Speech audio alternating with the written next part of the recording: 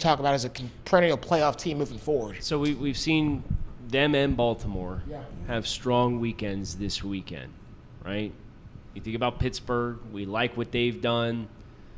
Cleveland with the big splash trade. Where does the AFC North stack amidst those highly competitive divisions? Everybody's been talking about the West for a really long time since the Russell Wilson trade happened. But how competitive is the AFC North relative to the AFC West and maybe the NFC West with some of those other teams?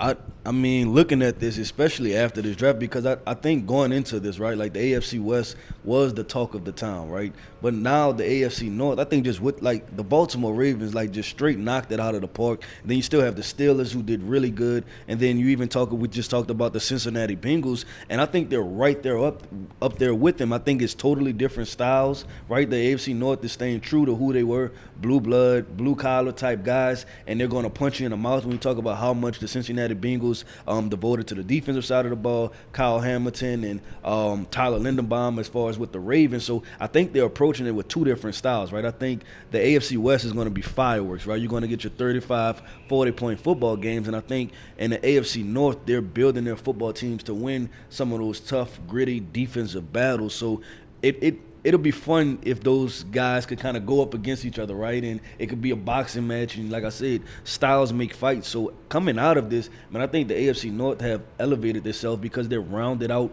their rosters, because the Baltimore Ravens, the Bengals, the Browns, it seems as though their talent was kind of getting kind of stale, right? Like that run was kind of coming to an end. But, man, you talk about a young talent infusion with these picks. I think AFC North is right up there with them.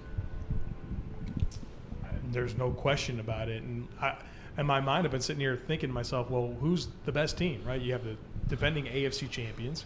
You've got Cleveland with Deshaun Watson. You've got, the Baltimore Ravens, who I think for as much as they've added this offseason, it's about the players coming back, right? And Dobbins and Ronnie Stanley and Lamar Jackson. And Pittsburgh, I think that they might be the team that struggles, but they're the playoff team from last year, right? They went to the dance, and they did so with poor quarterback play. And I would think that Trubisky can maybe give them a little more than what late-stage Ben Roethlisberger did. So I think this is right there in the thick of the most competitive divisions in the entire NFL. I think it's going to building complete teams, and I'm going to go back to Cincinnati because I had this point. Everybody likes to talk about Joe Burrow, right? Joe Burrow leading his team. But I'm all about building complete teams, like offensively and defensively.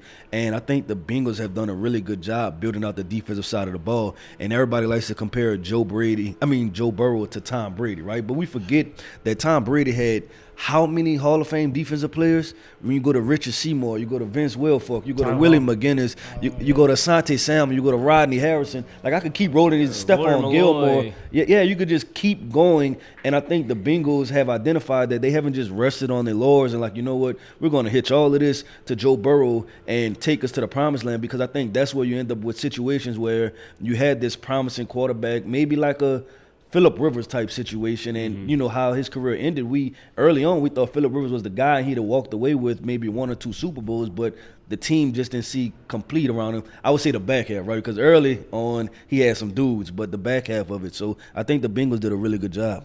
So we've had 2 picks that have come in quickly back to back, and there's